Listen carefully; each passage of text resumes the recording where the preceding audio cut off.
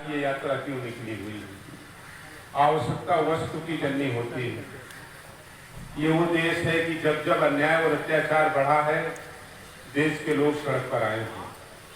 उनकी कोई जात नहीं थी, कोई पात नहीं थी, कोई धर्म नहीं था।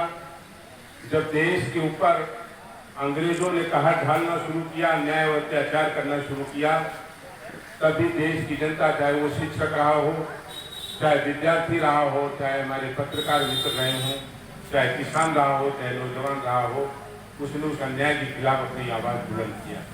और पूरे विश्व में भारत की पहचान भी इसीलिए है कि भारत दुनिया का सबसे बड़ा लोकतांत्रिक देश है। भारत एक विश्व गुरु के रूप में देखा गया है। भारत ने सदैव सभी को सही दिशा देने का काम किया है और ये सही है कि भारत ने शांति का मार्ग सदैव प्रशस्त किया है, लेकिन अन्याय और अत्याचार को भी भारत ने बर्दाश्त नहीं किया। आज हम जिनकी बात कर रहे थे, जिन पर वर्णन कर रहे थे, ये सही है कि ये ब्रह्म समाज, जिस पर तमाम लोगों ने समय समय पर उंगलियां उठाई, अपने राजनीति का हथियार भी बनाया, कभी अपने लाभ और हानि के लिए कभी आलोचना, तो कभी पत्तियां कसना और कभी तमाम तरीके के अन्याय और अत्याचार भी करने का काम किया। लेकिन हम युगों से देखें, शास्त्र को देखें, पुराण को देखें और वेद को देखें, तो ये ब्रह्म समाज ने कभी अपनी राह को कभी भटकने का काम नहीं किया। सदैव समाज को नई दिशा और नई सही दिशा देने का काम इस समाज में देने का काम किया। अभी अलग है कि कभी जब साहित्यता और उदारता का सवाल आया, इस ब्राह्मण समाज ने सुदामा के रूप में भगवान कृष्ण से अपनी दोस्ती का वर्णन भी दिखाने का काम किया। कभी बुद्धिमत्ता का सवाल आया, इसने चाणक्य बनकर के विश्व को एक नया रास्ता दिखाने का काम किया। लेकिन अगर कहीं अन्याय और अत्याचार के खिलाफ लड़ने का सवाल आया तो भगवान परशुराम के रूप में भी इस देश और विश्व पर खड़ा होने का कि तमाम यहाँ कर्म और कांड, धर्म और नीति, शिक्षा और रास्ते, संस्कार और सभ्यता, इन सबको प्रशस्त करने का काम इस ब्रह्म समाज ने करने का काम किया। लेकिन अगर कोई अपने रास्ते से भटकेगा और अन्याय अत्याचार करने का काम करेगा, इस ब्रह्म समाज ने यह भी बताया है कि टीका लगाने का काम हम भी करते हैं और टीका मिटा देने का काम भी हमें। और समाज को कभी संख्या से नहीं गिना गया है। इस समाज को तो उसकी विद्वता, ज्ञान, उसके पराक्रम से भी गिना गया है। ये वही समाज है जिसने आने वाले दिनों में और पिछले इतना का संचार करने का काम भी इसी समाज में किया। लेकिन कुछ लोगों को गलतफहमी है, कुछ लोगों की गलतफहमी है कि हमारी टी-सेल बना करके दिल्ली, कानपुर और लखनऊ में कुछ लड़कों को बैठा करके हम समाज को गुमराह कर देंगे। उनसे हम कहना चाहते हैं, अभी आओ और सीखो इस ब्राह्मण से। एक ब्राह्मण पान और चाय की दुकान पर अगर 4 घंटे बैठ गया, उसने 5 गांव हरा देने और जिता देने का काम किया है। कि तुम्हारी सोशल मीडिया वाइटी इसको कहीं जवाब नहीं दे पाएगी। कहाँ प्रयोजन कर लो, किनको चुनौती दे रहे हो, किनके ऊपर अत्याचार कर रहे हो, किनके ऊपर मुकदमे लिखा रहे हो, किनकी हत्याएं कर रहे हो। जब ये सवाल हम करते हैं तो मनोज पांडे को आप बुरा कहते हैं। आप कहते हैं मनोज पांडे के खिलाफ भी कार्रवाई हो जाएगी, तो कार्रवाई हो जाएगी तो कार्रवाई हो जाने दीजिए। हम आपके अन्याय और अत्याचार के खिलाफ झुकने वाले नहीं हैं।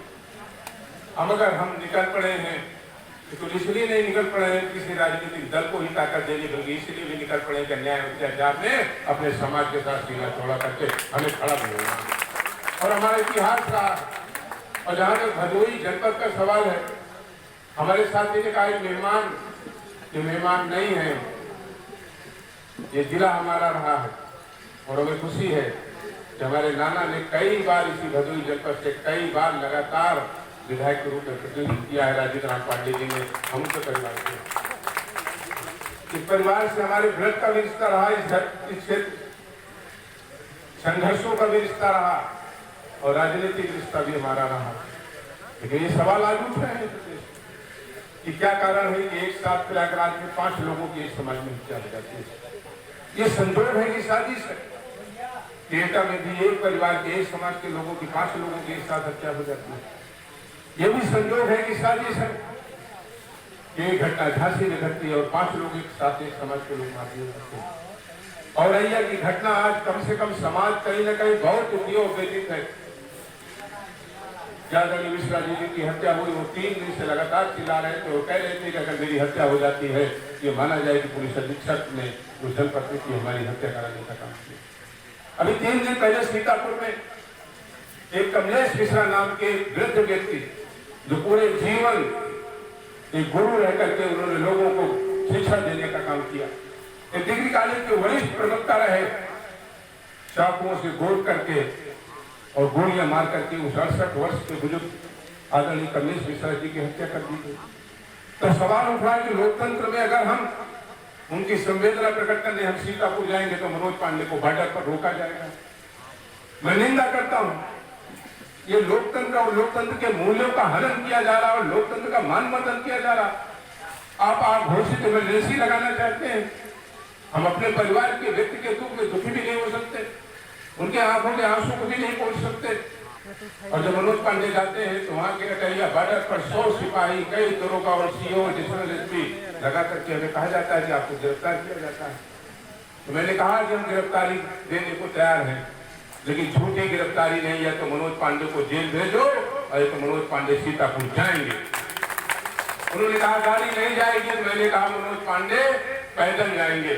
और जब मैं पैदल चल दिया, 3 किलोमीटर चला, तो शासन के अधिकारियों में तब लगा कि मनोज पांडे तो पैदल पहुंच जाएंगे। ना मनोज पांडे मानने वाले हैं, ना भागने वाले, न छुपने वाले हैं, हम लड़ने वाले हैं। हम शास्त्र भी जानते हैं और हम शस्त्र भी जानते हैं, हम केवल एक चीज को नहीं जानते। और तब हम वहां पहुंचे। लेकिन आज जो घटनाएं हो रही हैं, इससे लोग दुखी हैं, व्यथित हैं, परेशान हैं। और इसलिए आज हम कहना चाहते हैं,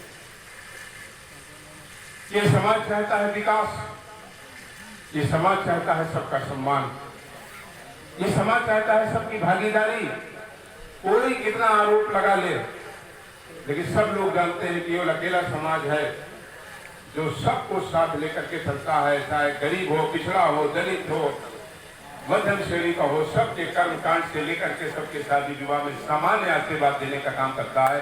ये ब्राह्मण समाज देने का काम करता है, कभी कोई भेदभाव नहीं करता। पहले शुरू हुआ उत्तर प्रदेश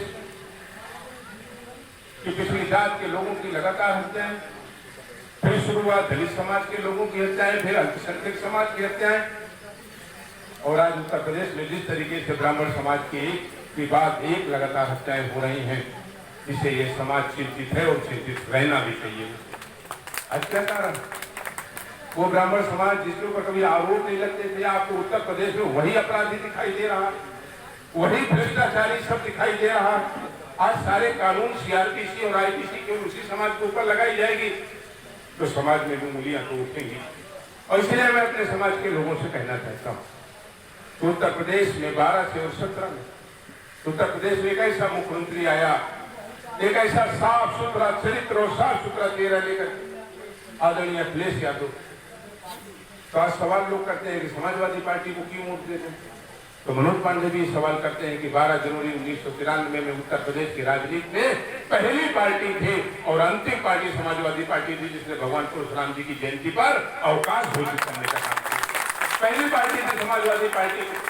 12 से और 17 में जब आदरणीय अखिलेश यादव जी ने, उन्हीं की सरकार में हम कैबिनेट में थे, हमने कहा आदरणीय मुख्यमंत्री जी से, उत्तर प्रदेश के 23,000 संस्कृत के शिक्षक वो धरने पर बैठे हैं और सड़क पर हैं, उनकी रोजी रोटी जा रही है, हमें गर्व है। और अपने नेता आदरणीय अखिलेश यादव जी को धन्यवाद देना चाहते हैं कि मेरे निवेदन पर कैबिनेट में 23,000 संस्कृत के टीचरों को रोजी रोटी से जोड़ने का काम किया। वो नाम अखिलेश यादव था और समाजवादी और हम तो कहते हैं कि कोई हमारे विचारों से जरूरी नहीं है कि सहमत हो, वो खड़ा होकर के हमसे प्रतिवाद कर सकता है। हम बड़ी विनम्रता से उसके प्रतिवाद को, उसके साथ को करने को भी तैयार हैं। क्या कि समाजवादी पार्टी की उत्तर प्रदेश की सरकार थी जिसने उत्तर प्रदेश में उस विभाग के भी मंत्री हम थे, कृषि के साथ धर्मार्थ भी मनोज पांडे के पास था। मानसरोवर यात्रा और श्रवण यात्रा की भी शुरुआत करने का काम अखिलेश यादव ने करने का काम किया। लेकिन आज विचार करिए कि परशुराम जयंती का अवकाश किसने खत्म कर दिया? मानसरोवर यात्रा और श्रवण यात्रा की शुरुआत की गई थी, उसको किसने समाप्त कर दिया? इस बार कहीं ना कहीं विचार होना चाहिए। अगर हम विचार नहीं करेंगे तो याद रखिएगा, हमारे बुजुर्गों और हमारे मित्रों, समाज का हमें अगुआ कहा जाता है। हमें कहा जाता है कि समाज के अगुआ ही हमारे हाथ है। इसमें 5 उंगलियां हैं, एक छोटी है, कनिष्ठ है, एक बड़ी है, तर्जनी है। लेकिन जो बड़ी उंगली है इसका ज्यादा महत्व होता है। यदि मुट्ठी तभी बंधेगी जब 5 उंगली रहेगी। तो समाज, लोग ज्यादा आप पर विश्वास करते हैं कि समाज न्याय को न्याय कहेगा और अन्याय को अन्याय कहेगा। अगर आप चुप बैठे रहेंगे और सहते रहेंगे इनके अन्याय, तो आप अगुआ हैं, जो पीछे के लोग घर बैठ जाएंगे। ये लड़ाई का नेतृत्व तो कहीं ना कहीं आपको करना होगा, अपनी वाणी से करना होगा, अपनी विद्वता से करना होगा, अपने ज्ञान से करना होगा, अपने संस्कार से करना होगा, अपनी विराट सभ्यता से आपको करना होगा। इसलिए मैं आप सबसे ये निवेदन और विनती करने आया हूँ। उत्तर प्रदेश में जो हम सब चाहते हैं कि सबका विकास, आज किसान का सवाल है। आज देश में कोविड-19 में वैश्विक महामारी है जो पूरे विश्व में, हम मानते हैं पूरा विश्व परेशान है, लेकिन आज भारत में भी 46 लाख कोविड के पेशेंट है। जहां कोरोना कोविड-19 हम लोगों के लिए संकट है, याद रखिएगा उससे बड़ा संकट हमारे सामने चुनौती लेके खड़ा है, वो है बेरोजगारी। आज नौजवान जो graduation, post graduation, MBA, BBA, BTech, MTech आज करके आज जो घर में बैठा है, निराश है, उसकी आंखों में आंसू। आज कहीं न कहीं संकट को झेल नहीं पा रहा। उसने सपना देखा था कि हम पढ़ लिख लेंगे तो अपने पिता की बुढ़ापी की लाठी बनेंगे, लेकिन आज वो बेटा निराश है और महसूस कर रहा है कि हम अपने बूढ़े माता पिता के खुद ही कहीं ना कहीं उनके लिए बोझ बन जा रहे हैं। तो बेरोजगारी आज एक बड़ा संकट है। सरकार ने कहा था किसान की आय 2 गुनी कर देंगे। बताइए कितने लोग यहाँ किसान हैं? हाथ उठा के बताइए। हम आपसे पूछना चाहते हैं, ईमानदारी में भगवान परशुराम जी के प्रांगण में आप बैठे हैं, क्या आमदनी किसानों की 2 गुनी हो गई? अगर 2 गुनी हो गई हो तो हाथ उठा के बताइए। आज छूटा जानवर, प्रदेश में यूरिया नहीं मिल रही है, नहरों में पानी नहीं है। हमारी सरकार की 5 लाख किसान दुर्घटना बीमा योजना देने का काम आदरणीय अखिलेश यादव ने किया था। नौजवानों को कंप्यूटर एजुकेशन से जुड़ सके। कभी एक बार मोबाइल आया था तो किसान खेत में बैठ करके लेह लद्दाख की सीमा पर तैनात अपने बेटे से बात करता था तो लोग बड़े अचरज से देखते थे। लेकिन उससे बड़ी लेकर कंप्यूटर क्रांति लाने का काम किया। तो उत्तर प्रदेश में आदरणीय अखिलेश यादव ने 18 लाख गरीब बच्चों को कंप्यूटर देने का काम किया। क्या वो जाति देख करके कहीं दी गई? ये सब जानते हैं कि कौन लोग सबसे ज्यादा, किनके बच्चे ज्यादा पढ़ते हैं। कंप्यूटर किसको मिला? अभी आवास की बात किया, कॉलोनी की बात किया। पूरे देश की पहली उत्तर प्रदेश की सरकार थी जिसने 50,000, 70,000, 80,000 नहीं, 3,15,000 का लोहिया आवास देने की अगर किसी ने काम किया तो आदरणीय अखिलेश यादव जी ने किया। इतनी बड़ी संख्या में माताओं बहनों को Samajwadi pension, Agra express way, metro, अब ठीक बात है, हमें खुशी होती है कभी कभी, एक ही व्यवस्था देकर के हमें खुशी होती है। ये बेचारे आज भी एक सड़क नहीं बनवा पाए, तो उद्घाटन करें। हमारे नेता आदरणीय अखिलेश यादव के कार्यों को उद्घाटन करते हैं, हमें भी ये देखकर के खुशी होती है। सभी साथियों को, हमारे नवनियुक्त जिलाध्यक्ष जी, उनका जी, हमारे पार्टी के नेता रोहित जी और सभी महामंत्री साथी गणों का मैं बहुत बहुत अभिनंदन करता हूँ। बहुत बहुत धन्यवाद। जय समाजवाद, जय परशुराम।